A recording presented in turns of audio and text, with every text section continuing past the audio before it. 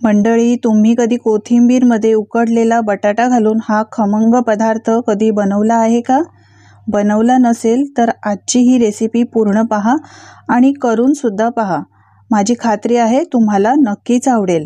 चला तर वेळ न घालवता रेसिपीला सुरुवात करूयात. तर हा खमंग पदार्थ बनवण्यासाठी इथे मी एक जुडी कोथिंबीर घेतलेली आहे. कोथिंबीर आणून स्वच्छ साफ केली, धुतली आणि अशा पद्धतीने बारीक चिरून घेतलेली आहे. यानंतर इथे उकडलेला बटाटा घेतलेला आहे. तुम्हाला हा पदार्थ जास्त बनवायचा असेल तर तुम्ही जास्त घेऊ शकता. तर इथे मी 2 उकडलेले बटाटे मॅश करून घेतलेले आहेत. हे बघा, तुम्ही जास्तही घेऊ शकता कोथिंबीरच्या प्रमाणे. आता हा उकडलेला मॅश केलेला बटाटा या कोथिंबीरमध्ये घालायचा. यानंतर यामध्ये मी इथे 1 वाटी बेसन पीठ घेतलेलं आहे. बेसन गरजेनुसार वापरायचं आहे. गरज लागेल तसं नंतर घालू शकतो. सारख्याच वाटीने इथे मी पाऊण वाटी तांदळाचं पीठ घेतलं आहे. तांदळाचं पीठ घातल्यामुळे हा पदार्थ छान कुरकुरीत बनतो. यानंतर 2 चमचे तीळ घेतलेले आहेत.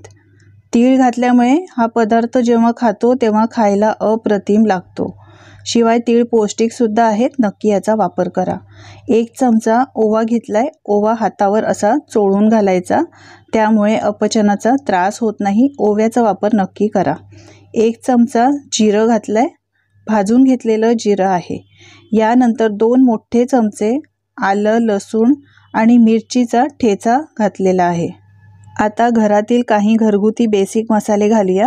यासाठी अर्धा चमचा हळद, 1 चमचा लाल तिखट. तिखट तुम्ही तुमच्या आवडीनुसार घालू शकता, कारण ठेच्यामध्ये सुद्धा आपण मिरचीचा वापर केलेला आहे. 1 चमचा धणे आणि जिरेची पावडर आणि 1 चमचा गरम मसाला घातला आहे. आता हे मसाले घातल्यानंतर यामध्ये चवीप्रमाणे मीठ घालायचं आहे. तर मी इथे 1 चमचा मीठ घेतलेला आहे.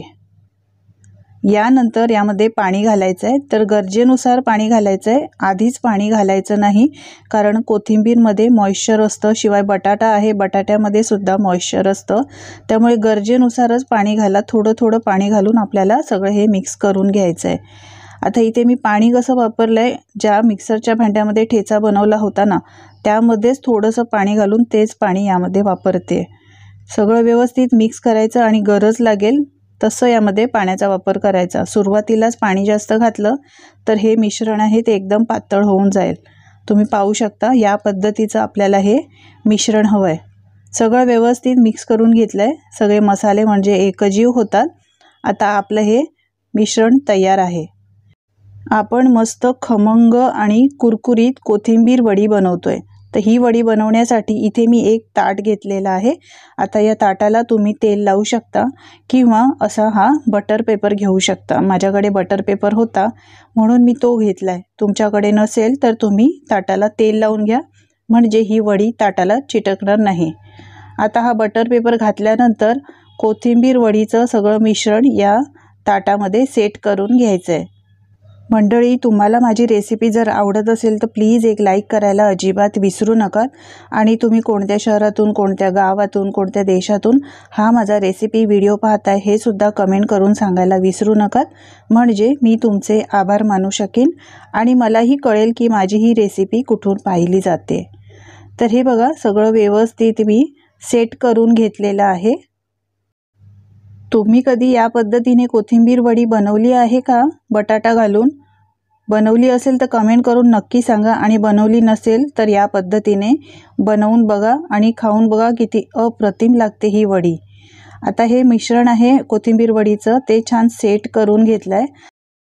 आता ही कोथिंबीर वडी खाण्यासाठी अजून चवदार लागावी यासाठी मी वर थोडेसे पांढरे तीळ घालते. हे तीळ घालणे ऑप्शनल आहे. तुम्हाला आवडत असेल तर घाला, नाही घातले तरीही चालतील. पण असे तीळ घातल्यामुळे जेव्हा हे तीळ तोंडात येतात ना, तेव्हा ही वडी खायला अप्रतिम लागते. शिवाय या वड्या दिसायला सुद्धा खूप सुरेख आणि सुंदर दिसतात. तर आता तीळ घालून झालेले आहे, वडी सेट करून झाली आहे. आता ही वडी वाफवून घेऊया. तर ही वडी वाफवण्यासाठी आधीच मी इथे गरम पाणी करायला ठेवलेलं होतं.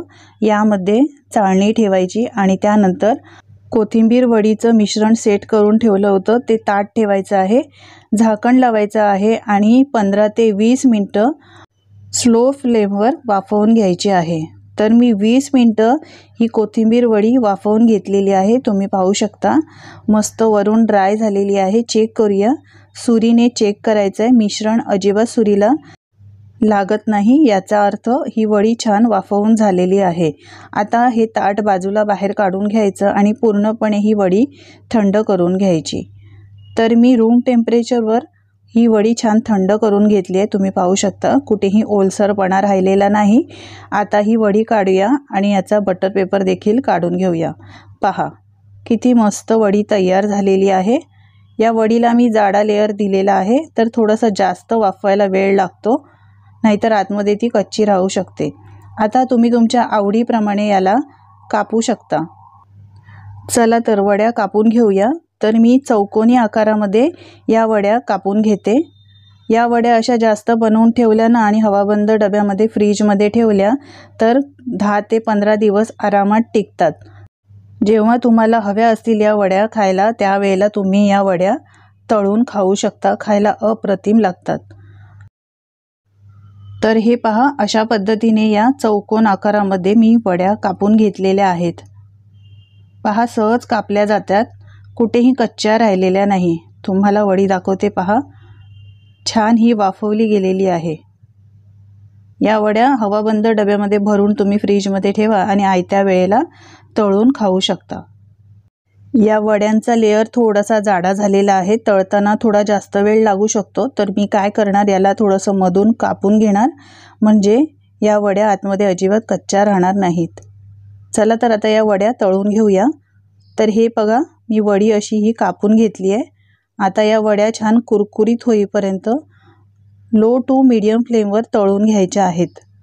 गॅसची फ्लेम अजिबात स्लो करायची नाही।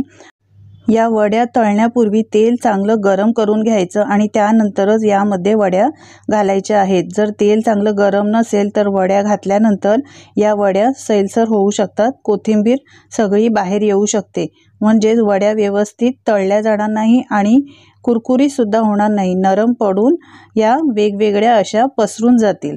तर लो टू मीडियम फ्लेमवर आपल्याला या चांगल्या सोनेरी रंगावर कुरकुरीत होईपर्यंत वड्या छान तळून घ्यायच्या आहेत। थोडासा रंग बदलला की याला असं झाऱ्याने मिक्स करून उलटून पालटून घ्यायचं आहे, म्हणजे सगळ्या बाजूने या वड्या तळल्या जातात, कुठेही कच्च्या राहत नाहीत।